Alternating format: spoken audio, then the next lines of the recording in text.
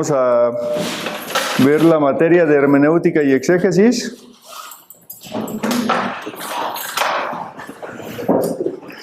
Y bueno, antes de entrar en detalles, vamos a orar para pedirle al Señor que nos ayude.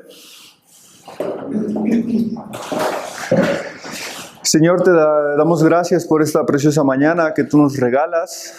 Gracias por el privilegio que nos das de poder reunirnos para estudiar tu palabra, Señor. Todos tenemos necesidad de aprender de ti. Nadie está exento. Y esta es una de las materias más importantes, Dios, porque, como lo veremos a lo largo de estas clases, una mala observación nos va a llevar a una mala interpretación, y una mala interpretación nos va a llevar a una mala aplicación, Señor. Y eso prácticamente nos hace ir en una dirección contraria a la que tú quieres que corramos, Padre. Ayúdanos a darle el peso que corresponde, Dios, a este estudio, a entender la razón y la necesidad de por qué hacer hermenéutica y exégesis, estas dos ramas, áreas que tú has provisto para tus hijos, para poder entender lo que ya has revelado y dejaste plasmado en las páginas de tu palabra, Señor. Todos sin duda estamos limitados. Nadie, absolutamente nadie, Señor, nunca tendrá la capacidad completa de poder comprender con exactitud y precisión cada texto, cada línea, cada párrafo de tu palabra, Señor. Pero sin embargo queremos hacer nuestro mayor esfuerzo, nuestro trabajo, porque es un trabajo, Señor, el poder interpretar tu palabra, Dios. Gracias. Ayúdanos en este tiempo, Señor, en nuestra debilidad. Que tu Espíritu Santo nos enseñe, Señor, en el nombre de Jesús. Amén. Bueno, vamos a abrir nuestras Biblias en el libro de Hechos, capítulo 8, por favor. La materia de esos siguientes 3 meses, 8 clases, es hermenéutica y exégesis. Hoy vamos a ver una introducción a la hermenéutica.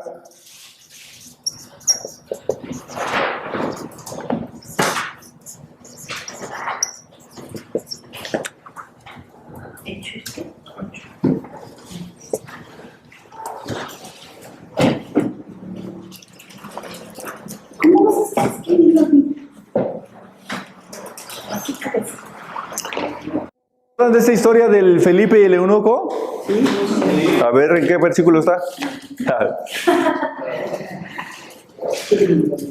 Capítulo 8 del libro de Hechos. Recuerden que el libro de Hechos es un libro histórico, narrativo, de transición práctica. Este libro de Hechos, los primeros 30 años del surgimiento, del establecimiento y expansión de la iglesia local, con su inicio en Jerusalén y terminando en Antioquía y en la expansión de las misiones. Hechos capítulo 8, estamos en la segunda sección de este libro. Hechos se divide en 3 secciones principales. El libro de Hechos, estamos en la segunda sección, y es que el testimonio del Evangelio en Judea y Samaria. Entonces, Felipe se encuentra con el etíope, y estamos en el versículo 30. Vamos al versículo 26, por favor. Un ángel del Señor habló a Felipe diciendo: levántate y ve hacia el sur por el camino que desciende de Jerusalén a Gaza, el cual es desierto. Nota que dice que desciende. Entonces él se levantó y se fue. Y sucedió que un etíope eunuco, funcionario de Candace, reina de los etíopes, el cual estaba sobre todos sus tesoros y había venido a Jerusalén para adorar, volvía sentado en su carro. Primera observación, ¿qué estaba haciendo el etíope? Sobre todos sus tesoros. No, más adelante. ¿Qué estaba haciendo el etíope? Leyendo al profeta Isaías. Ok, leyendo al profeta Isaías. Luego que dice el versículo 29, y el Espíritu dijo a Felipe: acércate y júntate a ese carro. Acudió Felipe y lo oyó que leía al profeta Isaías. Nota, segunda observación. Felipe escuchó que leía ¿a quién? O sea que Felipe estaba familiarizado con Isaías, no era ajeno a él. Entonces, primera observación, esta va a ser nuestra introducción para entrar a la materia de hermenéutica. Entonces, primera observación, el eunuco este cuate, pues, estaba leyendo el profeta Isaías. Entonces Felipe lo escuchó que leía el profeta Isaías y nota la pregunta, ¿qué le dice? ¿Entiendes lo que lees? Eso está interesante, ¿no? ¿Entiendes lo que lees? Verso 31. ¿Qué dice? Él dijo, ¿y cómo podré si alguno no me enseñare? Hasta ahí. Entonces, pregunta, ¿es posible leer la Biblia sin entenderla? No. ¿No? Sí. Bueno, sí. ¿Sí? Sí, de que lo puedes leer, lo puedes leer. ¿Sí es posible? Sí. Leerla sin entenderla, claro. Si no, no estarían los gnósticos, no estarían los que hoy, digo, filosóficamente ya ni siquiera es sostenible el ateísmo, pero bueno, los ateos, todas estas, los testigos de Jehová, los mormones, los Elum Elish, los sumerios, los de la Cabala, no sé si han escuchado la Cabala también. Bueno, el punto es que efectivamente es posible leer la Biblia sin entenderla. Pero ahora les voy a hacer otra pregunta. ¿Es posible que un cristiano, nacido de nuevo, regenerado por el Espíritu Santo, descansando en el sacrificio de Jesús en la cruz como el único medio para poder ser salvo, ¿es posible que un cristiano pueda leer la Biblia sin entenderla? No. ¿Por qué no? Es guiado por el Espíritu. Ajá. Cuando es un nacido nuevo, Ajá. en mi caso, por ejemplo, cuando yo nací en la web y estoy empezando a estudiarla, podía leerla pero no entenderla. Ok, muy bien. Vamos a ir descubriendo esta parte, ok. Segunda pregunta. ¿Es necesario buscar ayuda para interpretarla? Pues sí. ¿Sí? Entonces, y este es el caso del eunuco, donde cuando Felipe le pregunta, ¿entiendes lo que lees? Ahora, trasládense conmigo a Nehemías capítulo 8, por favor, en el Antiguo Testamento. 8, ¿qué profe? Nehemías capítulo 8, espérenme que ya me ganaron. Órale, puro escribano aquí. Asústame. Creo que en mi Biblia no trae Nehemías. ¿La suya sí? Regresas al primero del Iti, por favor. Dios de mi vida. Nehemías capítulo 8. Que la canción. No, Nehemías.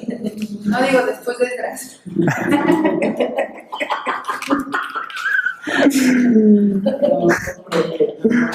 Nehemías capítulo 8. Se pasan, ¿eh? Versículo 5 en adelante. Esdras, junto con Nehemías, junto con Ageo y junto con Zacarías, estos prácticamente ministraron al pueblo de Dios al mismo tiempo. ¿Y saben de dónde venía el pueblo de Israel? De su primer exilio. El primer exilio de la nación de Israel fue por mano de los babilonios, 70 años, donde surge también el profeta Daniel. Entonces, este primer exilio fue de 70 años. Los judíos estaban regresando de este primer exilio junto con Ageo y junto con Zacarías. Ok. Nehemías escribe acerca de Esdras. ¿Quién es Esdras? El sumo sacerdote. Abrió pues Esdras el libro a ojos de todo el pueblo porque estaba más alto que todo el pueblo y cuando lo abrió todo el pueblo estuvo atento. Bendijo entonces Esdras a Jehová Dios grande y todo el pueblo respondió amén, amén. Alzaron sus manos y se humillaron y adoraron a Jehová inclinados a tierra, perdón. Y los levitas Judá, Benaía, etcétera, etcétera, etcétera. Versículo 18. Perdón, la última parte del versículo 7 dice, y el pueblo estaba atento en su lugar, Nota lo que dice aquí. Versículo 8. Y leían en el libro de la ley de Dios claramente. ¿Y qué más hacían? Ponían el sentido. Ponían el sentido. De modo que, ¿qué? Que entendiesen. ¿Qué le preguntó Felipe el eunuco? Que si entendía. O sea, lo que le estaba diciendo, lo que le estaba preguntando a Felipe es, Sí, le entendí. ¿necesitas que te interprete el libro de Isaías? Lo que estaba haciendo, porque probablemente, después de regresar de estos 60 años, probablemente la nación o el pueblo de Israel hablaba arameo. Entonces, lo que estaba haciendo es traducir el texto a hebreo. Perdón, de hebreo a arameo. De hebreo a arameo, porque los israelitas venían hablando probablemente arameo. Entonces, lo que hizo Esdras es traducir del hebreo al arameo. Los tres, si ustedes deben de saber que los tres idiomas principales en los que se escribió la Biblia es hebreo, griego, pero también arameo, ¿no? Entonces, eso es lo que estaba haciendo Esdras, poniendo el sentido, traduciendo, también interpretando, explicando la ley de Dios. Eso es lo que hoy en día hacemos. Ahora trasládate conmigo a 1 Corintios capítulo 12, por favor. 1 Corintios capítulo 12. Y luego nos vamos a ir a Juan. ¿Sale? Capítulo 12, versículo 10. ¿Quién está ahí? ¿Se acuerdan? Perdón, capítulo 14. Capítulo 14. ¿Versículo cuál? 10.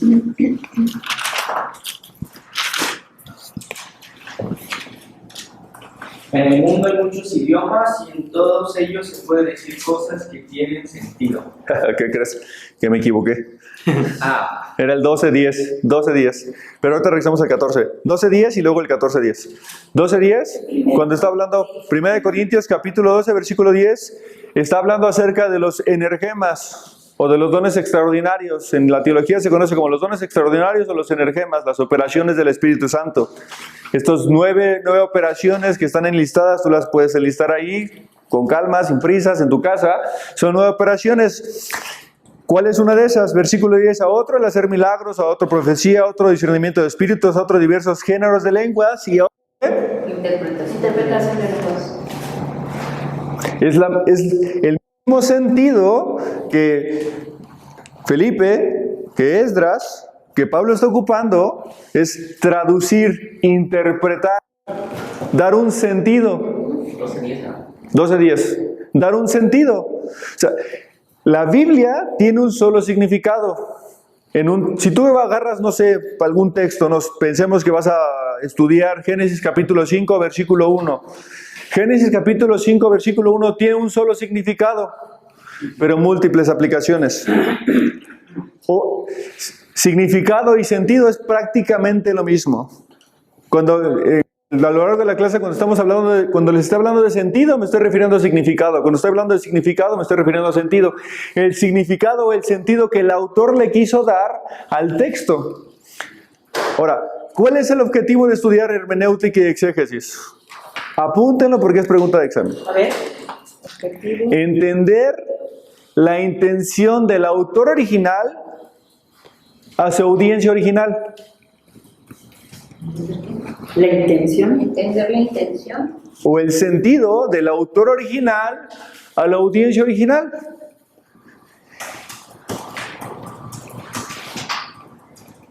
O sea, a la audiencia de ese momento, de Sí, esta época. así es. A quienes estaba dando. Exactamente. Y entonces traemos aplicaciones prácticas. Ya. Sí. Aplicaciones Ujú. e implicaciones. Implicaciones general, aplicaciones personal. El texto tiene múltiples implicaciones y múltiples aplicaciones, pero un solo significado. ¿Implicaciones que dijiste que es general? Implicaciones general, aplicaciones individual. Ya está durmiendo Richard. Ahorita se va a poner sabroso, tú tranquilo, Richard. Aplicación. Porque nosotros como cristianos no podemos llegar a decir, a ver Leo, ¿tú qué opinas? ¿Para ti qué significa 1 Corintios 14:1? Y hermano Francisco, ¿para usted qué significa? Y Josué, ¿para ti qué es? Y para mí, ¿qué significa? No. Para ti, para ti, para ti, para mí es un solo significado, pero múltiples aplicaciones e implicaciones. ¿Sale? Vamos partiendo de ahí. Entonces, la meta de estas 8 clases, que es muy poco tiempo, pero por lo menos vamos a sentar las bases, las reglas de interpretación para hacer exégesis y no eisegesis. Exégesis es sacar de... ¿no? Sí. Yo voy a sacar el sentido del texto, no voy a implicarle lo que yo quiero que signifique el texto. Entonces, yo necesito ponerme en la piel del autor para entender lo que quiso decirle a su audiencia original. En otras palabras, Pablo, cuando escribió Primera de Corintios, no estaba pensando en mí. No fue escrito principalmente para mí, ni el Antiguo Testamento ni el Nuevo Testamento. Por eso necesitamos interpretarlo. Ahora, ¿vamos bien hasta ahí? Sí. ¿Sí o no? Sí. Otro texto. Lucas Perdón, dijo exégesis y eisegesis. Eisegesis. Es exégesis, aquí como está escrito, exégesis, y el otro es eisegesis.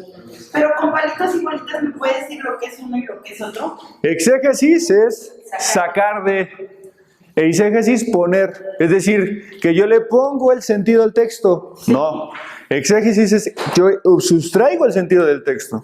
Okay. O sea, no manipulo la palabra de Dios. La exégesis no manipula, la eisegesis sí. Porque es como cuando a veces, por eso es la mejor forma de predicar la palabra de Dios es de manera expositiva, porque el texto te obliga a predicar el mismo texto. A diferencia de que cuando es temática, casi siempre puedes manipularlo. Es decir, que hay momentos en donde si un pastor predica de manera expositiva, hay temas, doctrinas complejas, difíciles, que si es temático o textos difíciles, por ejemplo en Juan existe en la primera carta de Juan en el capítulo 5, en el 4 no recuerdo bien, está la famosísima la coma juanina, que es un texto que en los manuscritos originales no existe, como en múltiples partes de los evangelios. Entonces, si tú estás predicando de manera expositiva, forzosamente tienes que explicar por qué no existe ese texto. Pero, por ejemplo, si es una predicación temática, fácilmente yo puedo evadir ese problema e irme a otro texto. Entonces, a veces llegamos con presuposiciones para preparar cierto tema. Por eso es la manera más saludable de predicar la palabra de Dios, es de manera expositiva, secuencial, verso a verso, porque el mismo texto me va a llevar a explicar el texto. Y entonces yo no manipulo, hago exégesis. La hermenéutica va de la mano con la exégesis. Yo no puedo hacer una buena exégesis sin una buena hermenéutica. Y la hermenéutica me lleva a hacer buena exégesis. Es decir, que este es un matrimonio. Un perfecto maridaje, como lo llamamos en las cocinas. El maridaje, ¿sí? Quiere decir que ahora los malos pastores hacen exégesis, o sea, manipulan a su Sí. manera de querer decir la escritura. Así es. Exactamente. Sí. ¿Qué? ¿Cuál es la traducción de hermenéutica? Ahorita vamos para allá. Vamos despacio. No hay prisa. Entonces, Juan capítulo, ¿qué les dije? Perdón, Lucas capítulo 24, versículo 27. ¿Se acuerdan de esta historia cuando el Señor Jesús se encuentra con los discípulos camino a Emaús? Después de que resucitó. Lucas capítulo 24, versículo 27. A ver, vamos más rápido. Están como así como... Y comenzando desde Moisés y siguiendo por todos los profetas, les declaraba en todas las escrituras lo que de él decían. Hermeneo en griego. Les declaraba, les interpretaba, les explicaba lo que de él decía. O sea, Jesús lo que estaba haciendo es explicar el Antiguo Testamento a los discípulos que iban camino a Emaús. Un texto más. Juan capítulo 1, versículo 42.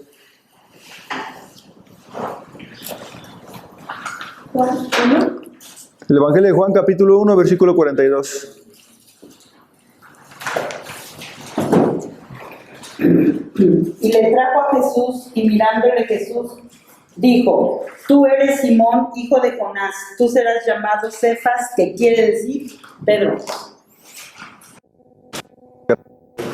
1:42. Juan. Creo que me equivoqué. Bueno, pero ahorita, más adelante debe de venir. Regresamos a ese punto. Entonces, ¿qué es hermenéutica?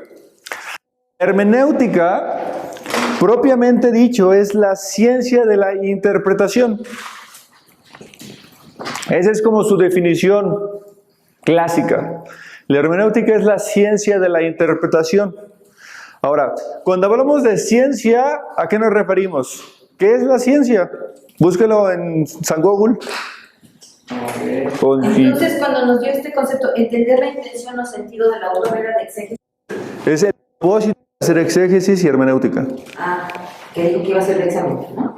¿Cuál es el propósito de hacer ¿No era exégesis? objetivo? ¿O el objetivo? ¿El propósito objetivo? La hermenéutica y La exégesis. Sí.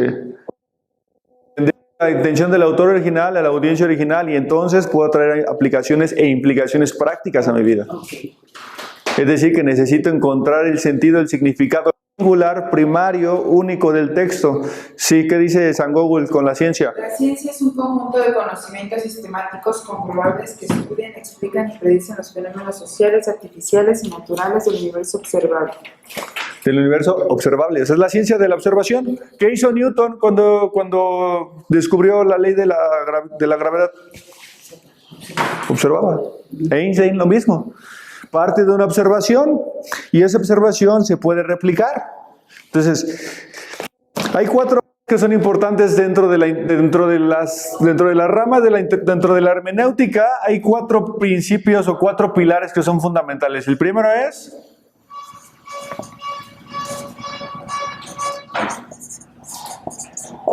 observación.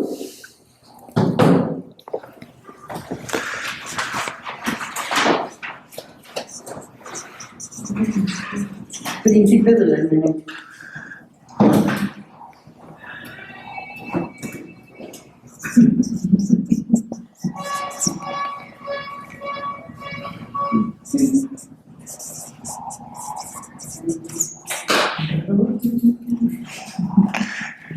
Observación, interpretación, sentido y aplicación. Todo parte de la observación, de observar el texto. Una y otra y otra y otra y otra vez. Si tenemos una mala observación, todo lo demás está mal. Debemos de observar el texto. Ahora, ¿por qué es importante? ¿Qué es la Biblia, hermanos? La palabra de Dios. ¿No? Conjunto de libros. ¿Quién dijo eso? Conjunto de libros. Biblios en griego. Es una biblioteca, es un volumen de 66 libros. Ok. Vamos, lo primero son libros, ¿no? Sí. ¿Y esos libros cuántos autores tuvieron? ¿Y esos libros qué tal? Esos libros, ¿cuántos autores tuvieron? 40 aproximadamente. 40. 40 autores, ¿y en un periodo de cuántos años? 1500, 1600. Por ahí, 1500 años, 1400 a 1500 años. ¿A qué distancia estamos? ¿A qué distancia estamos del último libro escrito? 2000. Un poquito más de 2000. ¿Y a qué distancia estamos del primer libro escrito? ¿Eh? ¿A cuántos años estamos? El primer libro fue Génesis, ¿no? Súmale 2000 más 1500. 3500. Estamos a 3500 años del primer libro escrito, que probablemente fue Job. Sí. Sí, cierto. 3500 años. Demasiado tiempo, ¿no? Entonces, no era la misma cultura, ni la misma filosofía, ni la misma geografía. ¿Entonces de Génesis? ¿Cómo de Génesis? ¿De cuántos estamos de Génesis? De haber escrito de Génesis. 1500 años. 3500 años. De que se escribió Génesis, 3500 años. ¿Cuántos años pasaron cuando se escribió Génesis? 1500 años. Ni la misma cultura, ni la misma que dijo. ¿Cómo?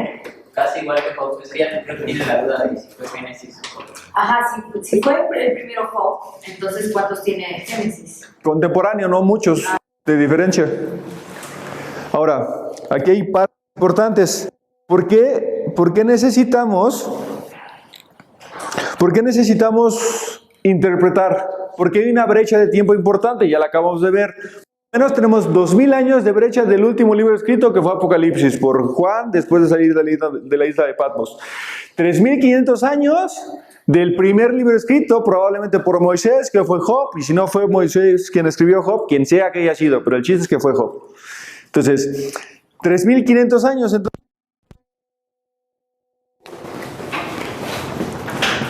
Vamos para acá ahora. Hay una brecha de tiempo, que es decir, no me gusta así.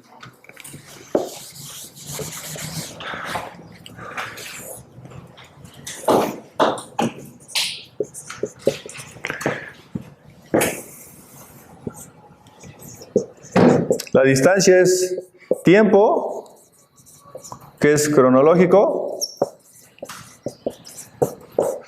Número 1, número 2, geográfico. Número 3, cultural. Número 4, lingüístico. Número 5, de ortografía o alfabetismo. Y número 6, espiritual o sobrenatural. ¿Se los escribo o...? Se los dicto. Cronológico, la brecha que hay, la distancia que hay entre nosotros hoy en el 2022 y la Biblia escrita en un periodo de 1500 años por más de 40 autores diferentes, y esos autores, algunos de los estadistas, políticos, pescadores, pastores, de Tocha Morocho, tenían contextos de vida distintos, unos con una posición económica alta, otros pobres.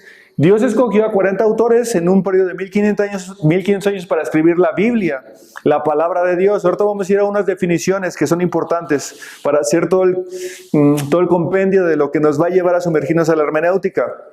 Ahora, tiempo cronológico, 2, geográfico, 3, cultural.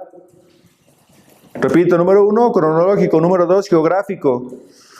Número 3, cultural. Las costumbres que tenía Abraham no son las costumbres que tengo hoy yo, ni las que tiene Pablo son las que tengo yo. Ni siquiera Agustín de Hipona, ni Juan Calvino, ninguno de ellos. ¿No? Ni Pedro.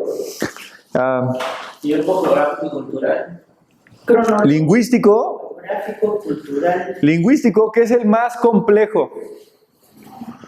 Es el más complejo porque el idioma hebreo y griego es sumamente complejo. Es sumamente complejo porque un verbo puede estar conjugado de distintas formas, que es lo que se conoce como la sintaxis o la morfología de la palabra. Luego, lingüística, ortográfica.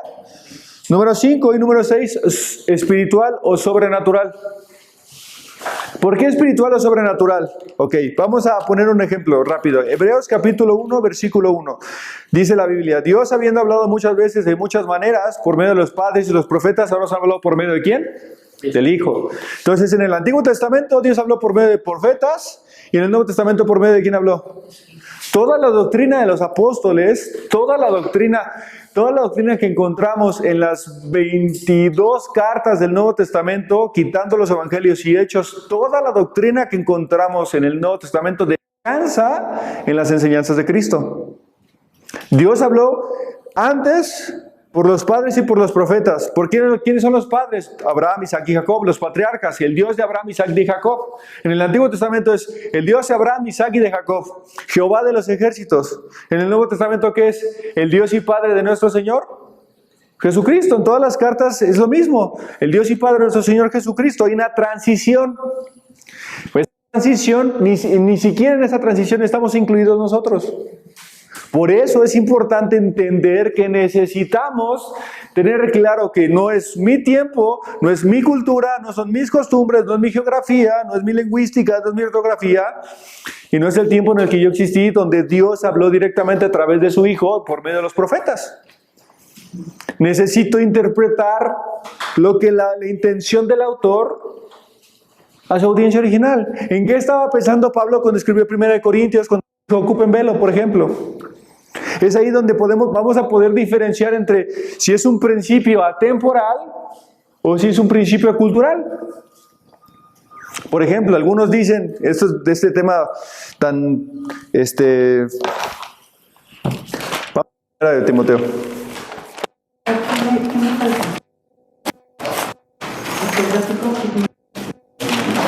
Capítulo 2.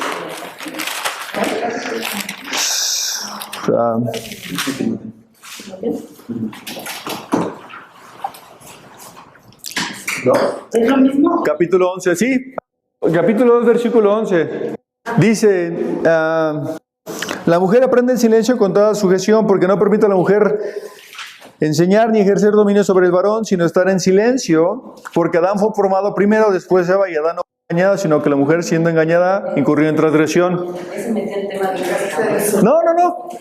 Que el capítulo 2 de la carta de los tercer año que ya vieron y cuarto año que ya vieron las cartas de Timoteo, saben que el capítulo 2 de la carta de Timoteo está hablando Pablo acerca del orden del culto público. Pablo se está refiriendo al culto público, está diciendo a la mujer no enseñe en el día del Señor.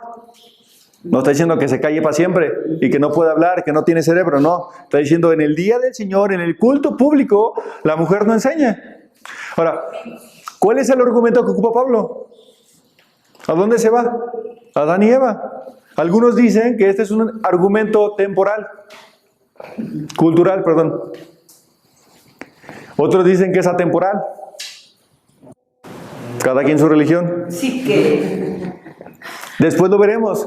Eso es a lo que quiero mostrarles, que no es como de, pues a mí se me antoja como que debe de ser atemporal. No, tenemos que tener reglas de interpretación para que no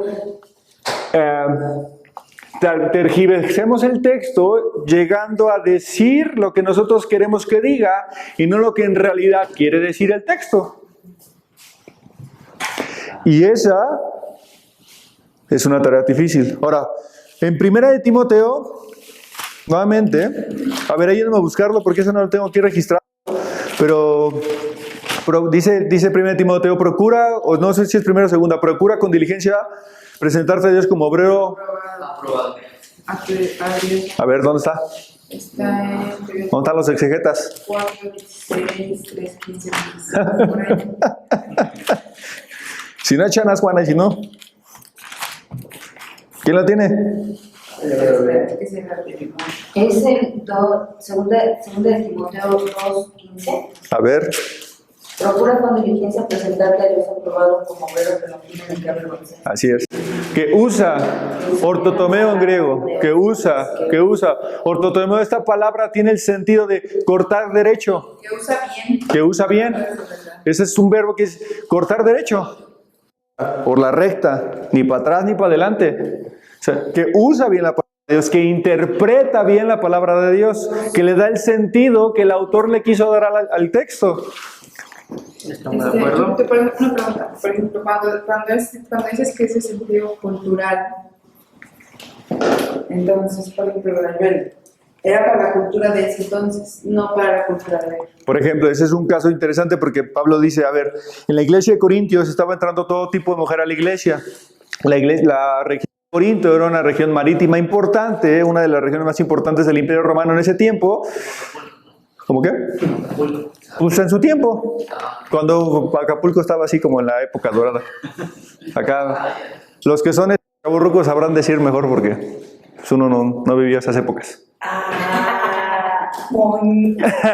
Bueno, el punto es que a la iglesia estaba entrando todo tipo de mujer.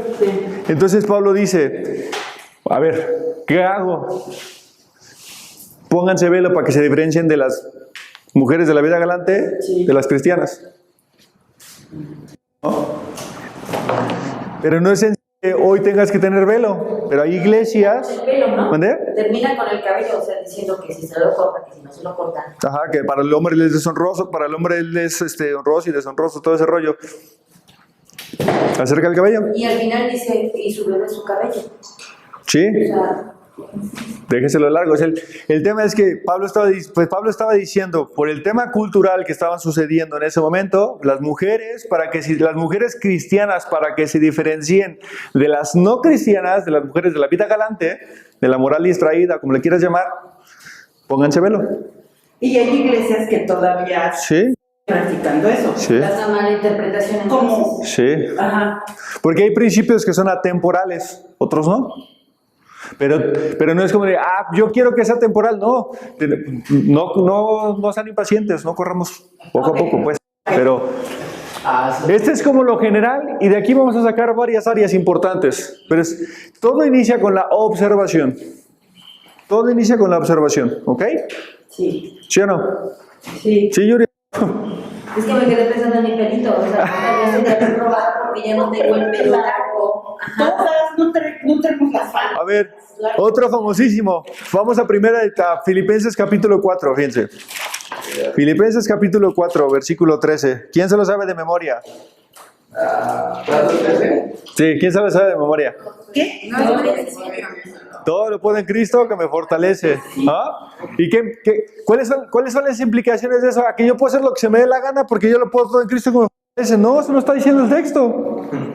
Pero así se usa luego. Así es. Estoy pasando mal. Porque cuando veamos la observación hablaremos del contexto, del texto que le precede, pero el contexto inmediato, el contexto lejano, el contexto canónico. ¿A qué me estoy refiriendo? A que una verdad de la Biblia no puedo tomarla aislada de otra verdad. Yo no puedo tomar una doctrina de un solo texto. Yo no puedo decirles, el Señor te ama, si solamente diciendo Juan 4, ¿no? Dios es amor. ¿No? Ok, ¿y qué dice toda la Biblia acerca de eso? Entonces tengo el contexto del texto, el contexto inmediato, el contexto canónico, para entonces tener claro qué es lo que está diciendo.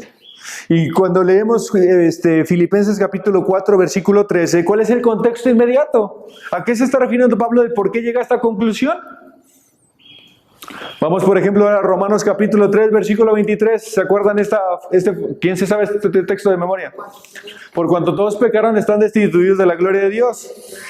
Pablo está llegando a una conclusión de toda una serie de argumentos que lleva durante 3 capítulos. Romanos capítulo 1, Romanos capítulo 2 y Romanos capítulo 3. Pablo está diciendo, el hombre ha pecado, el hombre ha pecado, el hombre ha pecado y el hombre ha pecado. Por cuanto todos pecaron, están destituidos de la gloria de Dios. ¿A qué se refiere Pablo? Bueno, hay que analizar el contexto inmediato de estos primeros 3 capítulos. Vamos a Romanos capítulo 1 ahora. Versículo 18. Retomando el tema de... Basta solamente... dentro de la Biblia encontramos la revelación. A ver, los que estuvieron en la reseña de la doctrina, ya saben. ¿A qué voy? Revelación general. ¿Y revelación qué? Especial. ¿Cuál es la revelación general? La que revela a todos. Apúntelo, ¿eh? Sí. La revelación general es... La que revela a todos. ¿Pero qué revela? ¿Pero qué revela? ¿Qué revela?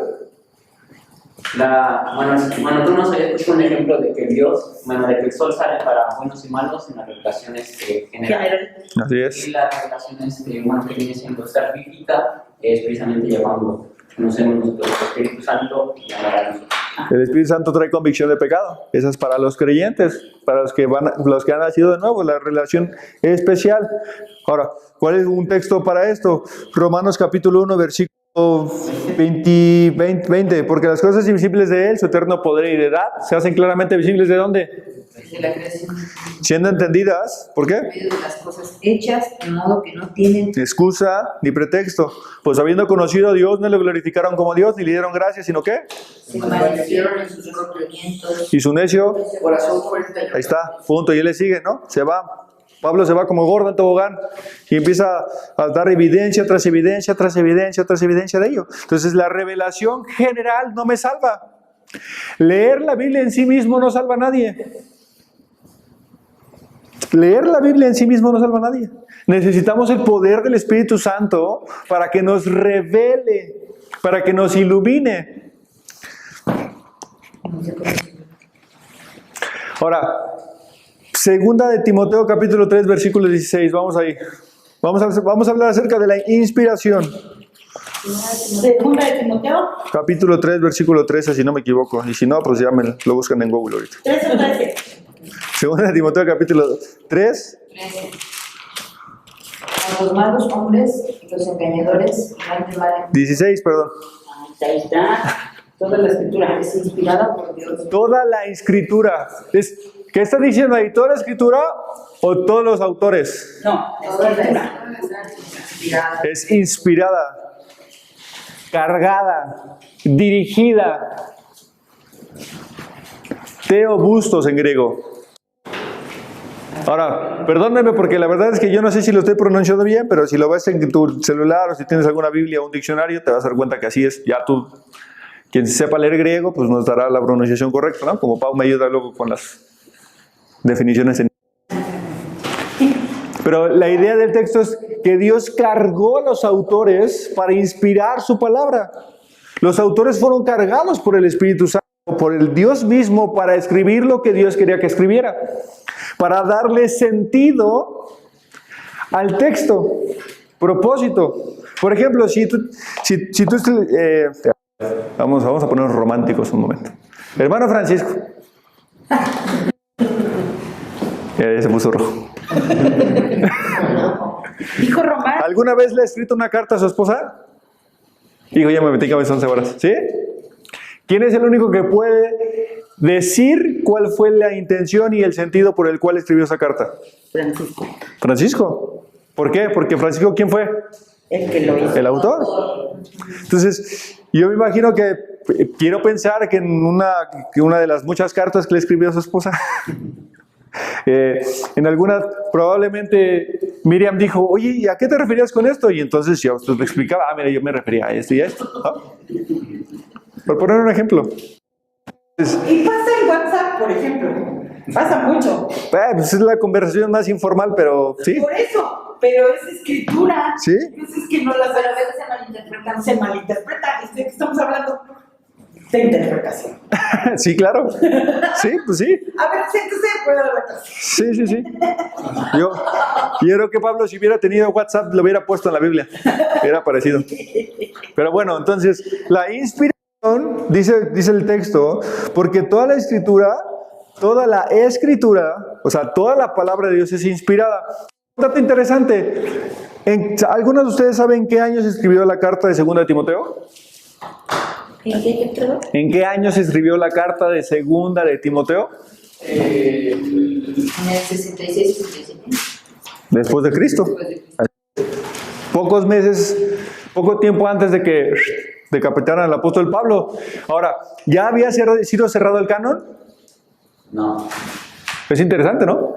O sea, Pablo estaba escribiendo que toda la escritura es inspirada por Dios y no había sido cerrado el canon.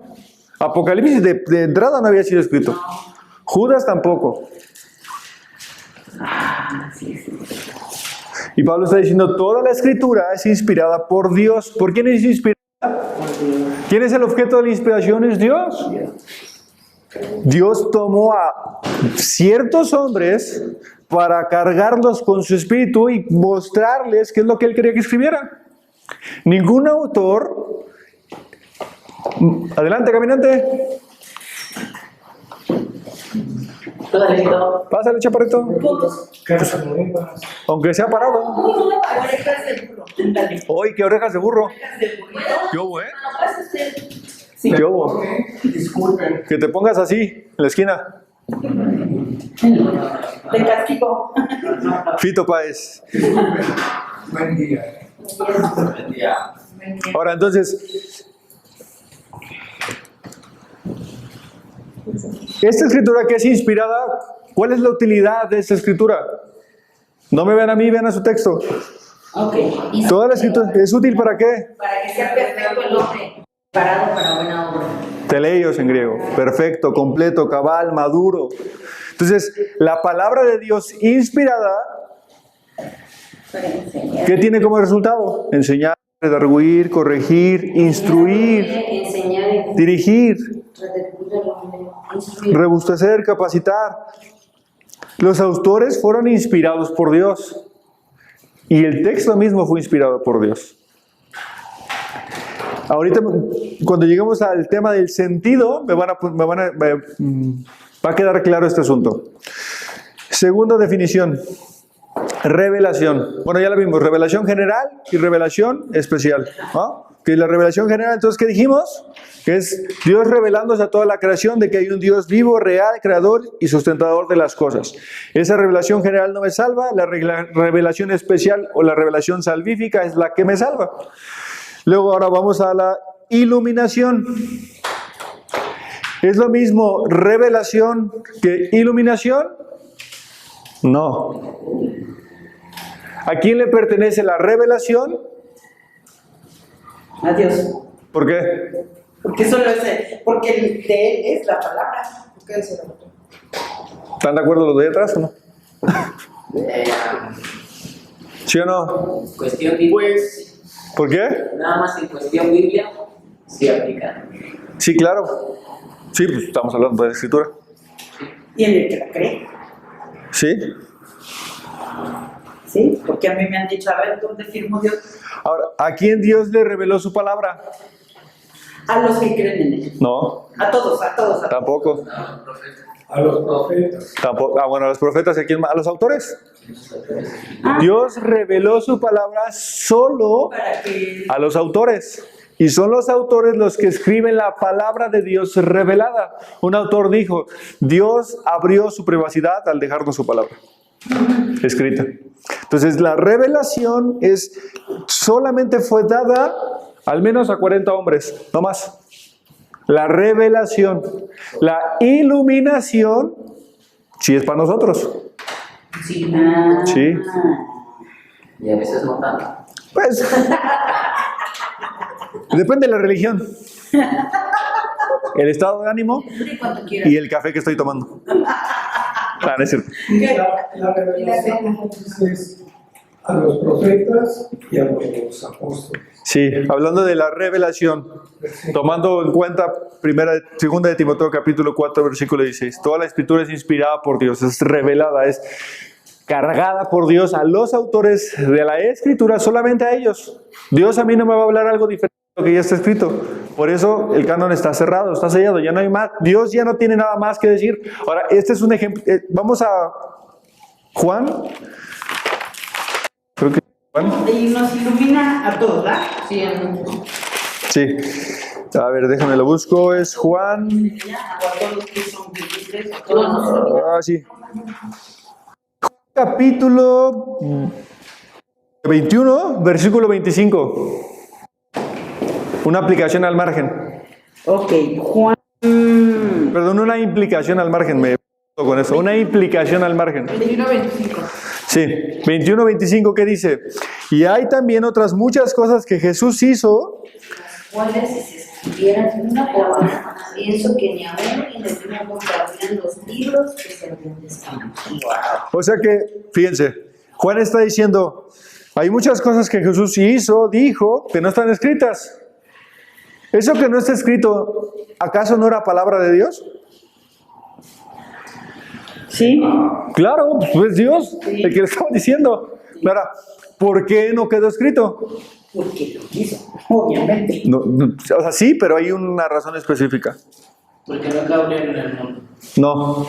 Me gusta cómo lo dice MacArthur, la verdad revelada, aunque escribió sus propias elecciones hacia Juan, la verdad revelada en el Evangelio de Juan es suficiente para llevar a cualquier persona a tener fe en el Mesías. Exactamente. Es decir, que todo lo que está escrito desde Génesis hasta Apocalipsis es lo que Dios necesitaba para salvarnos. Como tienen lo que nosotros necesitamos para ser salvos. Sí, se escogió todo lo que nos iba a servir a nosotros. Fue trazado perfecta y milimétricamente. Por eso el Nuevo Testamento tiene su realidad en el Antiguo Testamento. Y el Antiguo Testamento cobra realidad en el Nuevo Testamento. Uno no está alejado del otro.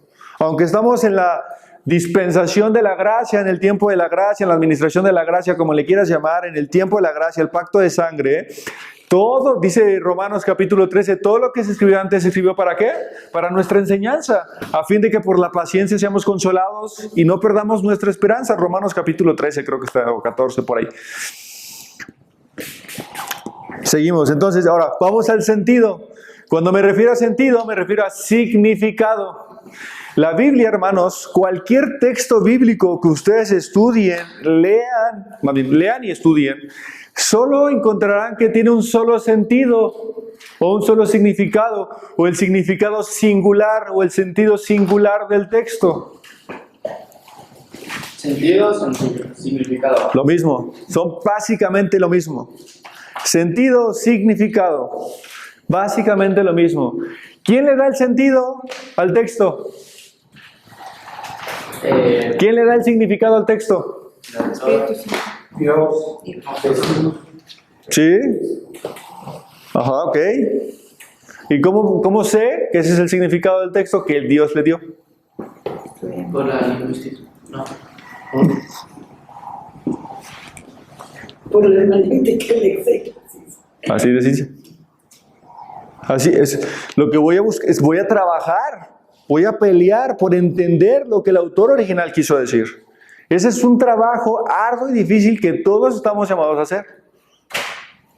No es, si tú estudias la Biblia solamente con la Reina Valera, por lo menos, yo sé que ninguno de nosotros, incluyéndome, ninguno de nosotros sabe hablar hebreo o griego. No sé si alguien sepa, levante la mano para que pase aquí al frente y nos enseñe.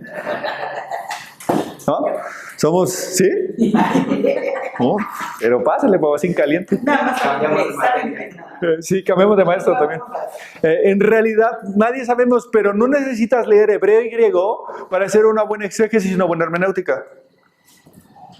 Sí. ¿Qué necesitas? Las herramientas. Hoy, en el siglo XXI, tenemos muchísimas herramientas para poder llegar al sentido del texto, al significado del texto. Lo ideal y lo más asombroso y maravilloso sería aprender a leer el idioma griego, el idioma hebreo y el arameo.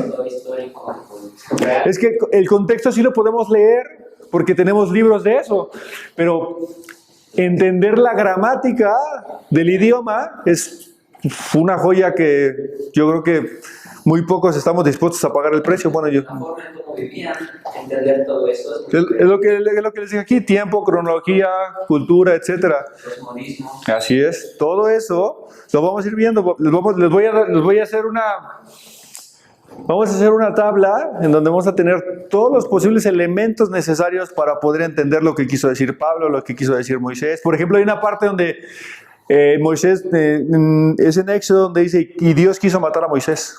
¿Lo han leído? Sí. No manches, ¿qué onda? ¿Por qué? ¿No? Por haber desobedecido y... Ahora, el sentido, ¿quién lo determina? Entonces, ¿quién determina el sentido, el significado del texto? El autor. El autor. ¿Y quién es el autor? ¿Somos nosotros? No, entonces yo no determino el sentido del texto. Yo me tengo que meter en la piel del autor para entender el sentido del texto. Estudiar. Así es. Ahora, ¿la Biblia tiene un autor o dos autores? Varios. ¿Varios? No sé. Uno. Espiritualmente. El Espíritu Santo. Dos. El humano. Eso no lo transcribieron, no son los autores. Ok, vamos ahí, vamos a pelearnos. Vamos a darnos un agarrón ahorita. El autor es Dios, que inspiró a los hombres para... ¿Cómo? O sea, el autor es Dios, que inspiró a los hombres para escribirla. Y ya, que se llegue a nosotros. Sí. ¿Se acuerdan cuando tuvimos la materia de Efesios? Sí. Que hicimos comparaciones. Sí. Y esas comparaciones, ¿a qué conclusión nos llevó? Porque una de las teorías postula que Efesios es una copia barata de Colosenses. Sí. Porque Colosenses fue escrito primero, aunque son contemporáneos los dos libros, Colosenses fue escrito primero y después Éfeso, yo iba a decir Efesios. Efesios.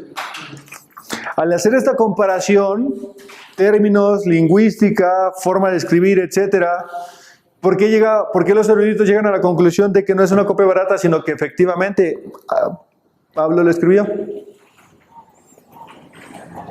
Por sus aplicaciones. Es decir, Efesios es como bien se dice, la carta magna de la libertad. Efesios no, es Romanos. Perdón, Gálatas, es Gálatas. Pero Colosenses es más, tengo recuerdo según pastoral. Colosenses. No, es una carta personal. Pastoral no, pero sí es personal. Perdón, personal, este es... Porque había como Ya me hiciste bolas. Colosenses no es una carta personal, es una carta de cautiverio. Está escrita en Colosenses, Filemón, Efesios. Y me falta una. Filipenses. Y Filipenses son las tres cartas son contemporáneas. Son escritas desde la cárcel, en su primer encarcelamiento del apóstol Pablo. bueno, Pero al punto al que quiero llegar es que el Señor ocupó los modos, la cultura, la geografía, el contexto cultural de los autores para escribirlo. Por eso, aquí está lo interesante. Son dos autores para poder entender el sentido. Dos autores dándole un mismo sentido y significado al texto. Porque si no, entonces no tendría que analizar el contexto, no tendría que analizar la cultura, la geografía, la gramática, ni la lingüística, porque es un solo autor, en un solo idioma, en una sola cultura, y no es así. Tenemos distintas culturas, distintas geografías. Sí. Por ejemplo, aquí también tenemos que la palabra fue soplada. Por eso, Sí. Exhalada. Dios nos la da, pero nosotros al transcribirla, bueno, es en la forma en la que nosotros, pues ahora sí que en nuestros modismos, en nuestra forma de hablar, en nuestra cultura, cómo ellos la transcribieron. ¿Sí? Por eso, como yo digo, para mí es un solo autor y los que la transcribieron es mi forma de... Está bien, pero... Es tu punto de vista. Está bien, pero para... Ok. Los dos autores presentan un sentido común. Porque, o sea, que por un lado ese es Dios cargando al hombre para escribir lo que quería escribir en el contexto, cultura, lingüística de ese autor. Es decir, que los dos están trabajando en común para un solo sentido. No es que Pablo no es que Pablo estaba siendo inspirado por el Espíritu Santo y al mismo tiempo diciendo, bueno, ¿cómo se los digo? No. Pablo estaba siendo cargado por el Espíritu Santo, llevando el mismo sentido, pero en su trinchera. O sea, el contexto cultural de Pablo no fue el mismo contexto cultural de Pedro, por ejemplo. Pablo, acá. Pedro, acá. En el sentido de que Pedro era pescador, Pablo no. Pablo fue un cuate pesado. Un erudito, un letrado. Pedro no. Tan es así que cuando los llevan ante el concilio, se maravillaban en Hechos 4, decían, bueno, si estos que eran pescadores que no sabían hablar. ¿De dónde ahora? ¿De dónde ahora? Sí. De Pablo no se sorprendieron de eso. Sí. Porque Y Pedro escribió 2 cartas. Profe, entonces en conclusión, los dos autores, Dios inspira y el hombre escribe.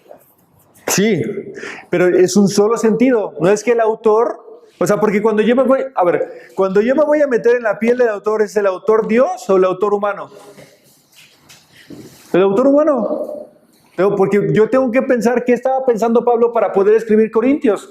Por ejemplo, cuando es escrito Gálatas es la primera carta escrita por el apóstol Pablo. Gálatas es escrita, su primera carta escrita del apóstol Pablo, que fue Gálatas, es escrita porque le llegó un reporte después de su primer viaje misionero, después de haber visitado esta región de Galacia. Y empieza diciendo, oh Gálatas insensatos, ¿quién nos fascinó para no obedecer la verdad? Ante cuyos ojos Cristo fue claramente ya presentado. Y empieza a defender Pablo el Evangelio. Defiende el Evangelio, explica el Evangelio y aplica el Evangelio. Estas 3 grandes divisiones de Gálatas. Lo que se conoce como DEA. La defensa del Evangelio, la explicación del Evangelio y la aplicación del Evangelio. ¿Por qué Pablo se encarga de defender el Evangelio? Porque llegó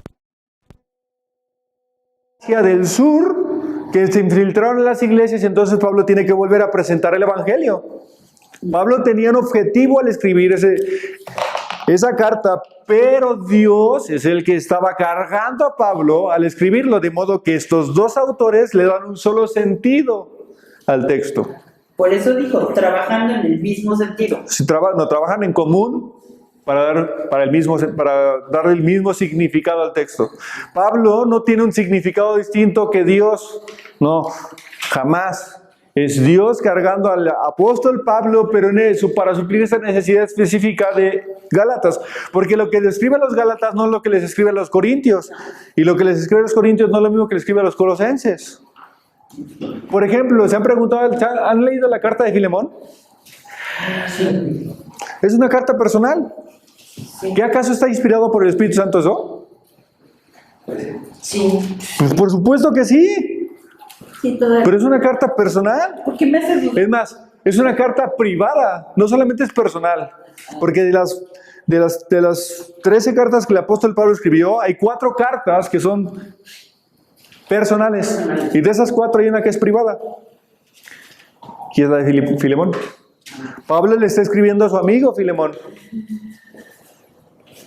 para que recibiera a Onésimo. Pablo tenía una intención con Filemón. Pablo está trabajando aislado del Señor. No, el Espíritu Santo, o Dios o la Trinidad estaba cargando a Pablo para escribir lo que iba a escribir con Filemón, pero dando el sentido del autor. Por eso son los 2 autores dándole el mismo sentido. No es que Pablo quiso hablar o sea, Pablo se le dio la gana de escribir Filemón. No, Pablo escribió Filemón porque fue cargado por el Espíritu Santo, pero había una necesidad específica que suplir. Romanos tenía una necesidad específica que suplir. Entonces queda Dios y hombre dando un mismo sentido al mensaje. 2 autores. Yo nunca dije Dios y hombre. 2 autores, que sí es Dios y hombre, pero son 2 autores, trabajando en común para dar un solo sentido, un solo significado. Pero al principio sí lo separó, dijo Dios y hombre. Sí, está bien. O sea, porque el autor principal espiritual es Dios. Quien escribe, ¿quién es? El hombre. El hombre. Y Pablo tenía una lingüística distinta a la que tenía Pedro. Tan es así que por años escuchamos la carta a los romanos con el pastor Vitelio. ¿Se acuerdan que el griego hay 3 distintos tipos de griego? Griego ático, griego tónico y griego tolemaico. La carta a los romanos es escrita en un griego tolemaico, un griego especializado que se ocupaban las cortes juristas. Profe, entonces estudiamos la hermenéutica, el exégesis. Las cartas de Pedro están escritas en arameo. No en hebreo. En arameo. En arameo. Las cartas de Pedro están escritas en arameo. ¿Cuáles son las otras 3 cartas personales? O sea, Filemón y qué otra? Tito y Timoteo. ¿Sí o no? ¿Vamos bien? Sí, vamos bien. Ahora, vamos a la implicación. Aplicación. Implicación. A ver, ¿cómo se los dije? A ver si lo escribieron. Implicación y aplicación. ¿Cuál es general y cuál es personal? Aplicación individual, aplicación general. Ok, muy bien. Entonces vamos a las implicaciones. Voy a ponerles un ejemplo con capítulo 5, por favor. Vayan a Efesios 5, el versículo 17, donde Pablo está hablando acerca de la llenura del Espíritu Santo. ¿Se acuerdan? Eso en el mismo la aplicación. Capítulo 5, versículo 17. ¿Qué vamos a ver ahorita? ¿Qué punto vamos a hacer ahorita? Implicación. Aplicación. Pero usted dijo aplicación dentro de los 4 puntos o No. Ahorita les estoy dando unas definiciones. La primera definición que les di, pues la primera definición fue inspiración, luego revelación, luego iluminación, luego sentido. Ahorita vamos a la implicación. ¿Qué quiere decir implicación? Eso, ¿no? A eso vamos. Okay. Dice Efesios 17. Por tanto, no seáis insensatos, sino entendidos de cuál sea la voluntad del Señor. Efesios 17. No. Versículo 18. No os embriaguéis con vino, en lo cual hay disolución, antes bien sed llenos del Espíritu. Ok. Pablo estaba pensando en algo específico. O sea, ser llenos del Espíritu Santo tiene un solo significado. Pero a continuación Pablo va a mostrar múltiples implicaciones. La implicación es ¿qué?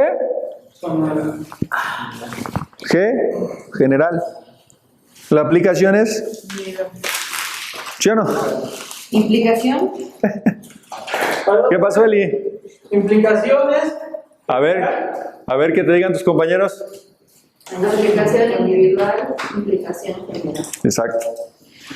La cuando, a ver, si yo les digo, a ver, vamos a una aplicación, es para algo personal, particular, específico. Implicación es general. Vamos a algunas implicaciones que el apóstol Pablo da del significado de ser lleno del Espíritu Santo. ¿Cuáles son estas implicaciones? Bueno, sométanse los unos a los otros en el temor de Dios. Esa es una de las implicaciones. Sumisión unos a otros. Las casadas estén sujetas a sus maridos, como al Señor. Los casados amen a sus mujeres como Cristo ama a la iglesia.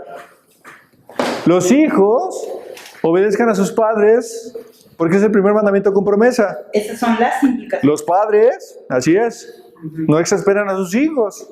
Los dueños de negocio no sean gandallas con sus empleados. Y los empleados sométanse a sus amos. También aplica la que sigue en el versículo 19, hablando entre vosotros con salmos, con himnos, ¿Sí? cantando, alabando, dando gracias. Incluso de hecho el versículo 10 dice: por lo demás, hermanos míos, fortalezcan el Señor y el poder de su fuerza. Otro significado, ¿cuál es la fortaleza del Señor?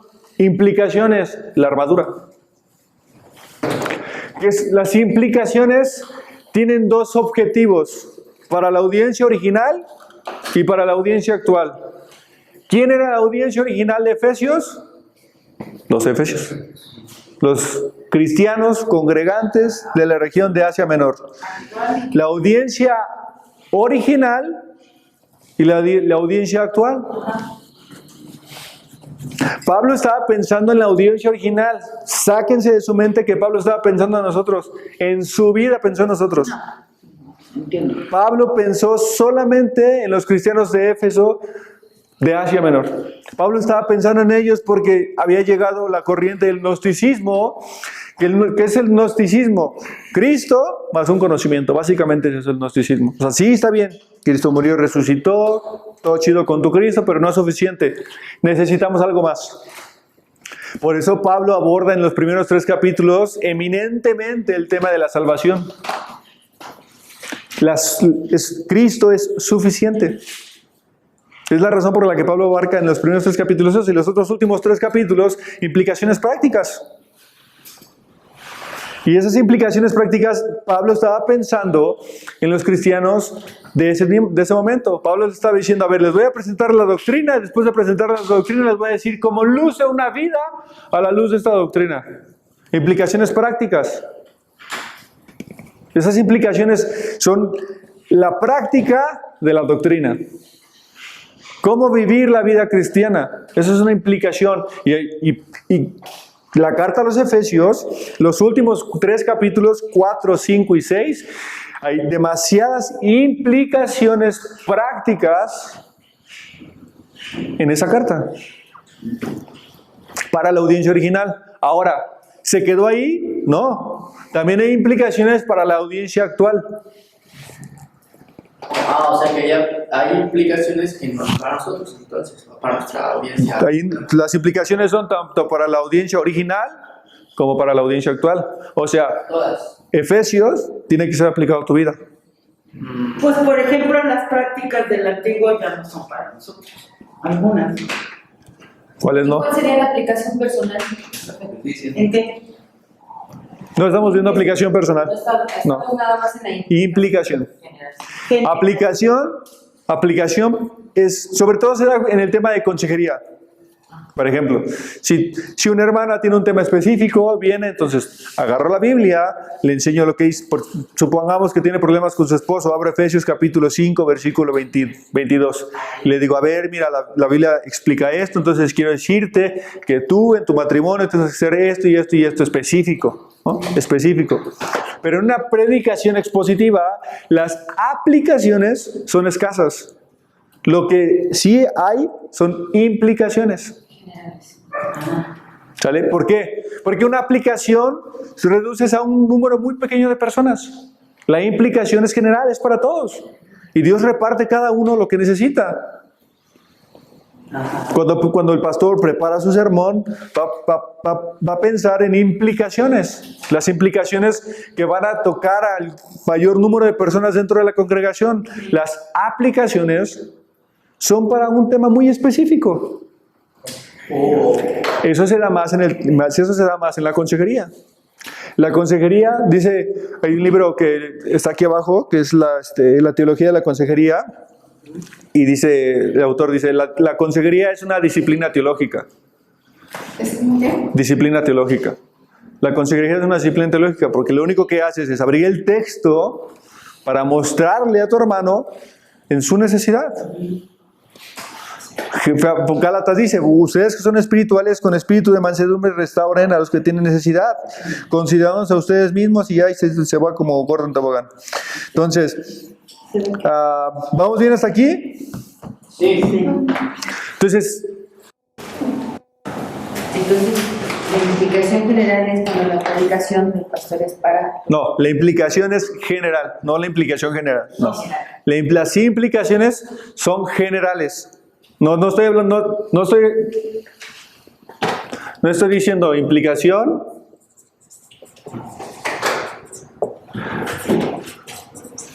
No, es implicación.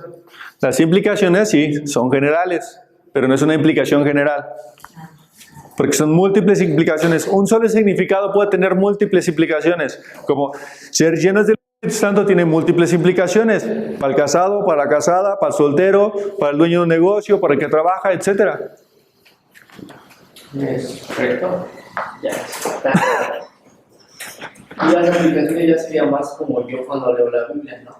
Me acerco a la Biblia, es decir, tengo una duda respecto a algo en mi vida. Y voy a la Biblia y trato de escuchar o de leer algo que se relacione con mi duda. Más bien estudiar. Ajá, estudiar. Sí. Por ejemplo, matrimonio, ¿no? Pues, ¿qué dice la Biblia? Pero ya aplicado a un punto más concreto. Específico, o sea, concreto. Es sumamente específico. ¿Y las implicaciones no? Pablo, el ejemplo con Efesios es este. Pablo está diciendo, aquí hay para todos. ¿No? ¿Quieres saber cómo luce una vida llena del Espíritu Santo? No, pues es que yo no estoy casado, no te preocupes, para ti también hay. No, pues yo estoy casado, para mí, para ti hay. No, pues yo tengo una empresa, pero estoy soltero, no te preocupes, también para ti hay. ¿Sí me explico? Sí. Implicaciones. ¿Sí o no? Sí, bien. Regresamos entonces ahora a hermenéutica. La hermenéutica es la ciencia de la interpretación, ¿ok? Sí. ¿Sí? ¿Sí o no? Sí. Correcto, sí. Ok.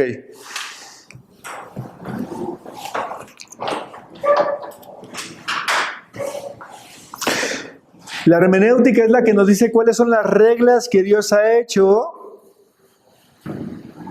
en cuanto a cosas lingüísticas. No en cuanto a cosas prácticas, sino en cuanto a cosas lingüísticas.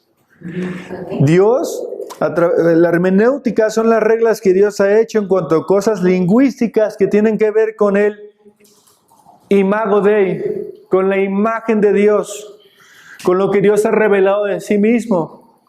Para yo entender lo que Dios ha revelado, para que pueda ser iluminado de lo que Dios ha revelado, estas son las reglas que Dios ha dado. Esta es la parte general. Lo primero que tengo que hacer en el texto es observar. Y eso es en lo que nos vamos a tardar tal vez 2 o 3 clases, observación. Porque en la observación, lo que decía Leo hace ratito, voy a sacar el tema cultural, el tema geográfico, el tema social, el tema económico. Tengo que escarbarle a todo lo que más se pueda, porque si la observación me quedo corto, mi interpretación, mi sentido y mi aplicación le cargo el payaso. Levanta la mano. Incompleta y exacta.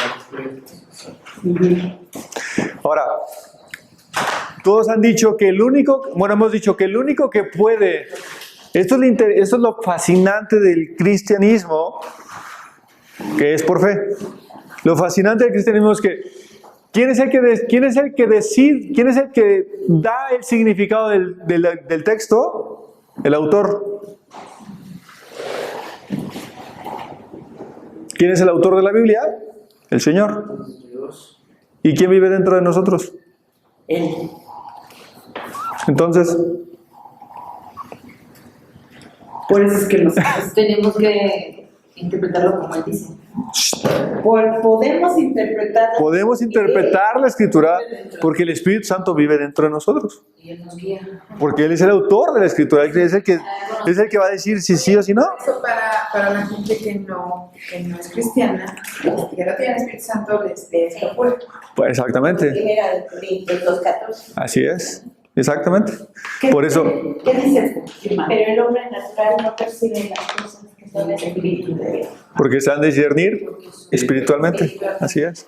Porque la palabra cruz es locura a los que se pierden, pero nosotros es poder de Dios y sabiduría de Dios, sí. Pero eso es lo temazo, porque, por ejemplo, como explicamos de que existen pues iglesias donde, por ejemplo, ahorita el ejemplo que se mencionaba del velo, ¿no? O otras cuestiones, ¿no? Como la secta de la religión de los judíos, que hoy en día está volviendo a tomar fuerza. ¿Cómo podemos entender que, por ejemplo, hay personas que sí, tú puedes constatar de que han tenido un cambio por Dios y que sin duda ha hecho obras cosas en su vida y que no se dudaría que tengan el Espíritu, pero aún así, digamos, ciertos aspectos de la Biblia, pues no sé.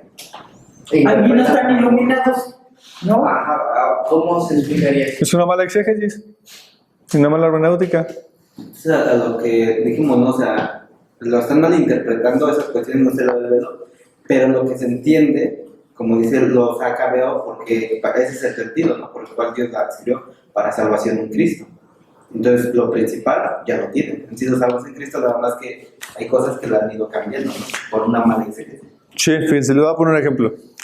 Pensemos que estamos hablando del texto que ustedes quieran. La misma regla va a ser, son las mismas reglas para cualquier parte de la Escritura. Entonces, pensemos que vamos a analizar que Someteos unos a otros. someteos los unos a los otros. Entonces, lo primero que voy a hacer es observación. ¿Estamos de acuerdo? Sí. Entonces, en la observación, ¿qué voy a ver? ¿El contexto qué? Que la canción.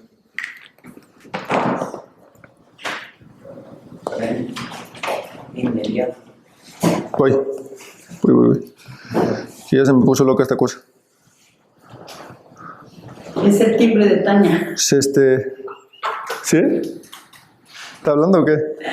No, era chicharra de 11:30. Por eso se pone loca la compu. Contexto inmediato. Que la canción tampoco pinta este.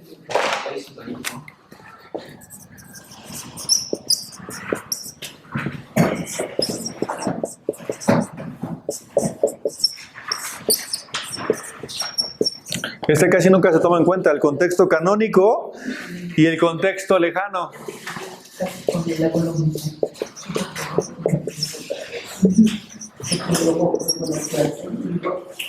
Ahora, cuando estamos hablando del contexto inmediato, ¿a qué me refiero?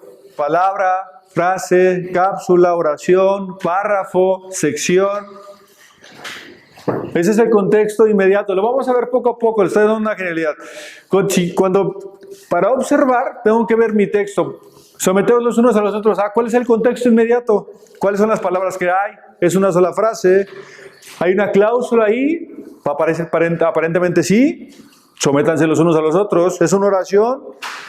¿Es un párrafo? ¿Es una sección completa de un texto? ¿O solamente es dividido en una sola frase? ¿Qué es ese contexto inmediato? Ahora, el contexto canónico. Ese libro, ¿cuál es el propósito principal de ese libro? ¿Cuáles otros libros escribió ese mismo autor, por ejemplo? Ahora, ¿en qué área del Nuevo Testamento está? Ajá. En las cartas paulinas. Las cartas paulinas, es una carta eclesiástica. Y una carta eclesiástica, gracias. ¿Me puedes repetir lo que significaba contexto canónico? Ese es el voy. ¿Qué libro? Si es un libro, si es una carta, si es una epístola, si es un evangelio, si es un libro de profecía, si es poesía, si es historia, etc. ¿Ah? Por ejemplo, Efesios es una carta, pero también es una carta eclesiástica. ¿Ah? Y también se le conoce como carta circular. ¿Okay? Entonces, estos elementos son importantes para mí, para yo entender el sentido del texto. ¿Sí? Sí. Ok. Ahora, ¿el contexto lejano cuál es? ¿En qué sección se encuentra de la Biblia? Por ejemplo. No tiene que ver con la fecha. ¿Sí? También pensaba que era el tiempo de escritura, cuando vi lejano. Sí, porque ¿en qué sección se encuentra el libro? Sí. O sea, Ya. Sí. ¿en qué dispensación se encuentra? ¿En qué administración? ¿Qué tiempo está? En el tiempo de la gracia. Si estuviéramos en Proverbios, por ejemplo, tuvo un periodo de unos como 300 años, si no me equivoco, del 900 al 600 más o menos, abarca el libro de Proverbios, porque Proverbios no solamente lo escribió Salomón, hay otros proverbios, ¿no? Ok, ¿en qué sección de la historia se encuentra? ¿En qué sección del canon se encuentra? ¿Es poesía? Sí es poesía, entonces voy tomando los elementos de observación para poder tener una mejor aplicación del texto, una implicación, un sentido y un significado del texto, que es interpretación prácticamente. O sea, si observas te da lo demás. Sí, claro, pero no solamente es esto, hay más elementos, pero son parte de... Entonces, si yo quiero saber qué es lo que Pablo se refería, sométanse los unos a los otros, yo no puedo interpretar ese texto solamente leyendo sométanse los unos a los otros. Tengo que leer los 4 capítulos anteriores, mínimo. Y esos 4 capítulos anteriores tengo que entender esta carta, quién la escribió, por qué la escribió, cuándo la escribió, dónde la escribió, cuál fue el sentido por qué la escribió, etc. Y entonces esta carta forma parte del canon de la Biblia, en el orden, en el gran tema de la Biblia, que es el tema de la salvación. Parece muy complejo, pero después de hacer ejercicio se vuelve muy dinámico. De manera que no es tedioso, sino al contrario, te apasiona porque una cosa te lleva a otra y a otra y a otra y a otra. Es en donde más uno debe de invertir tiempo, en la observación. Tener todos los elementos posibles necesarios. Ahora, ¿cuál era la cultura de ese tiempo? La diosa Diana de los Efesios, por ejemplo, ¿no? El tema de Romanos, cuando Pablo dice en Romanos 10, el que confesara con su boca que Jesús es el Señor, curios en griego. Pablo estaba diciendo a los cristianos en Roma, no, ustedes no van a confesar que César es el curios. Cristo es el curios. Cristo es mi Señor. Él es el Señor, no es el César. Y eso les costaba la hoguera. Una mala interpretación es, haz tu oración de fe. Si confiesas que Jesús es tu Señor, ya eres salvo. No, tiene implicaciones distintas. Porque hay un tema cultural ahí que tenemos que analizar. Lo mismo pasa con Efesios y con cualquier carta, cualquier libro que vayamos a estudiar para interpretar. ¿Sí o no? Sí. Los de Berea usaban ya la hermenéutica y la exégesis, porque ellos siempre se iban a los textos y contextos para ver si lo que estaban oyendo era verdad o no era. Sí, porque esto no es del siglo XXI. Hermenéutica y exégesis no es del siglo XXI porque acabamos de abrir.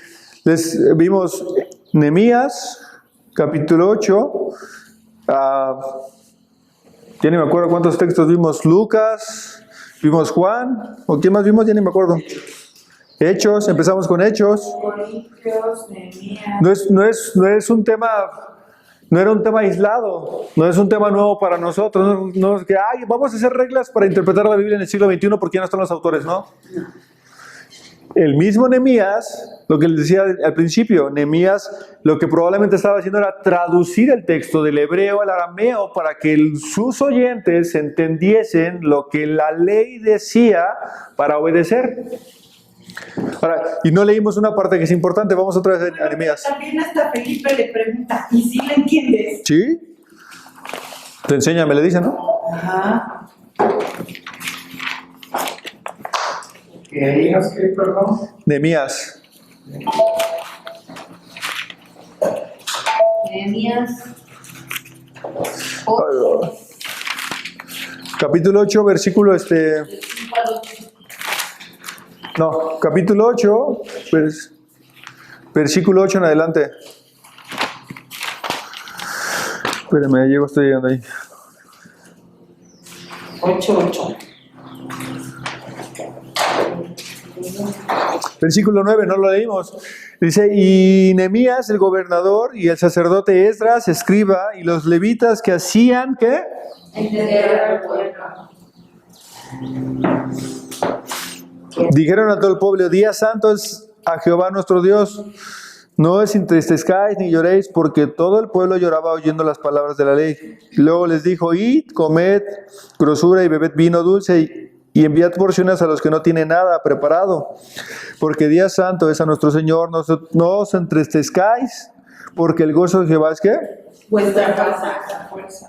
Hacían entender al pueblo. Entonces, eso es de donde se toma la predicación expositiva y entender la intención del autor original a la audiencia original, y entonces puedo traer múltiples implicaciones y aplicaciones.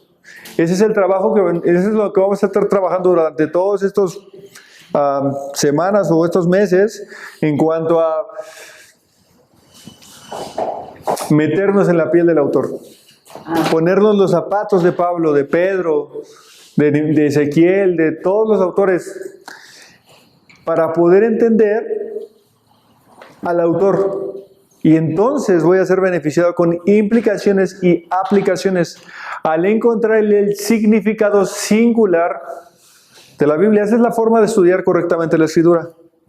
¿No? Después de terminar este pequeño curso, tú ya no puedes acercarte a la Escritura de la misma manera. Sí, ni ahorita, ya estoy. Profe, tiene que darme otro curso. Repite, es más peor, Repite. Es que Me de tengo verdad en la es frente los muchísimos para entender datos. Lo mejor que ayuda para interpretar la Biblia, ¿saben qué es? Ajá. Ser preguntón. Ajá. Sí. Ser preguntón. ¿Por qué? ¿Cuándo? ¿Cómo? Sí. ¿Qué padecían? ¿Qué vivían? Sí. ¿Por qué Pablo dijo esto? ¿Por qué Pedro hace referencia a esto? Por ejemplo, Pedro, en la segunda carta de Pedro, vamos a ir rápido, ya con esto terminamos. Segunda de Pedro. Sí, espérenme, llego ahí, porque acuérdense que ando nublado con mi mente ahorita. Segunda de Pedro, capítulo 1.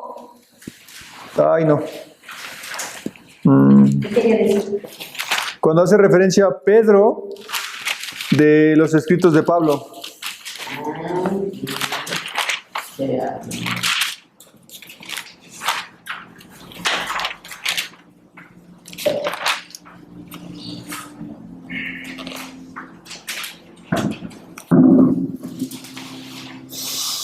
En lo que le encuentro, el versículo 21, segunda de Pedro, capítulo 1. Al final, creo, ¿no? Ahorita lo que le buscas, Pau, segunda de Pedro, capítulo 1, versículo 21, ¿qué dice? Porque nunca la profecía fue traída por voluntad humana, sino que los santos, hombres de Dios, hablaron siendo inspirados por el Espíritu Santo. Neobustos, cargados, dirigidos. Ahora, vean lo que dice el versículo 20. Entendiendo primero que Esto, que ninguna profecía de la Escritura es de interpretación privada. O sea, yo no le doy el significado. Es el texto, me da el significado del texto. ¿Cómo? Pero Dios me dijo. Ah, sí. Yo soñé, Señor. Dios me dijo que te moches con unos tacos. Me dijo en sueños que hoy te iba a ver. Sí, eso es muy común entre muchos cristianos. Sí, Ay, sí. Los pentecostales. Se queda esto. Sí. Pues ya saben que Dios me reveló a través de sueños Ya saben, como Chapulín Colorado, que se les prendan las antenitas. Peligro, peligro. Ah, que sí, claro. No, y cuidado si ustedes lo dicen. No, ya sería el colmo, no manches. Profe, Dios me dijo que me iba a poner eso, así que usted esta vez me va a poner eso. Y luego en el versículo 19, ¿qué dice? Terminamos ya. El versículo 19, ¿qué dice? Tenemos que... También la palabra profética más segura, a la cual hacéis bien en estar atentos como una antorcha que alumbra en lugar oscuro, hasta que el día esclarezca y el lucero de la mañana salga en vuestros corazones. Porque ¿por qué tenemos la palabra profética más segura? Versículo 21 y 22 está la respuesta. Uno, porque es inspirado por Dios. Porque no es de voluntad humana. Es ahí donde lo que hablábamos de los dos autores. El autor humano no puso su voluntad humana al escribir. Ajá. Pero el contexto cultural en el que se encontraba tomó parte para escribir lo que escribió. ¿Qué? Suéltalo. Dilo, Leo. ¿Qué no vas a ir al baño, Leo? Suéltalo sin miedo.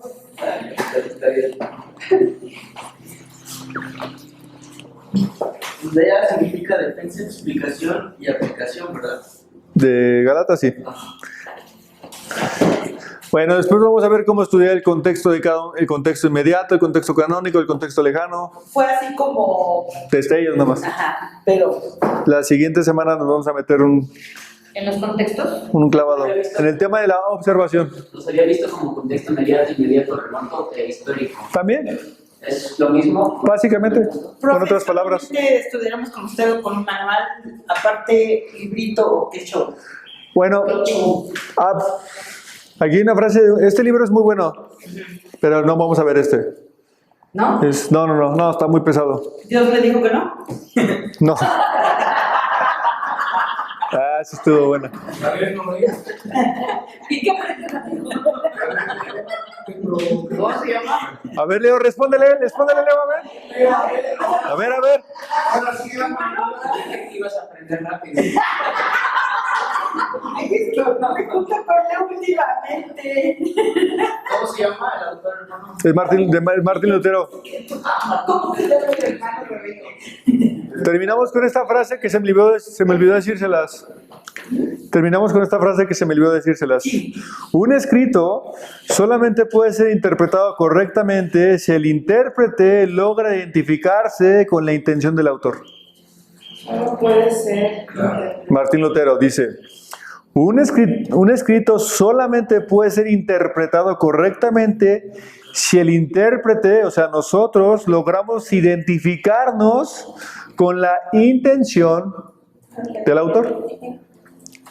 Con la intención del autor.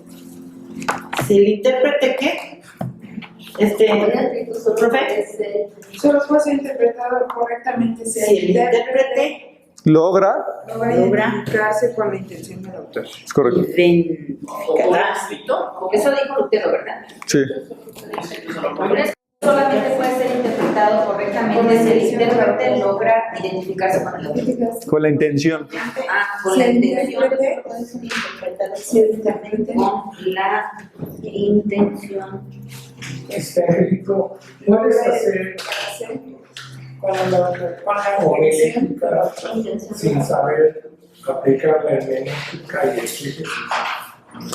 ¿Puedes usar la exégesis antes de la hermenéutica? No, O después de hermenéutica y exégesis usas la homilética. el orden, sí, es en ese orden, el orden de los factores y altera el producto. En este caso. La hermenéutica son las reglas que nos llevan a hacer una buena exégesis. ¿Ok? Sí. Y el tener una buena exégesis nos lleva a tener una buena homilética. Así es. Bueno, pues dudas, comentarios, sugerencias.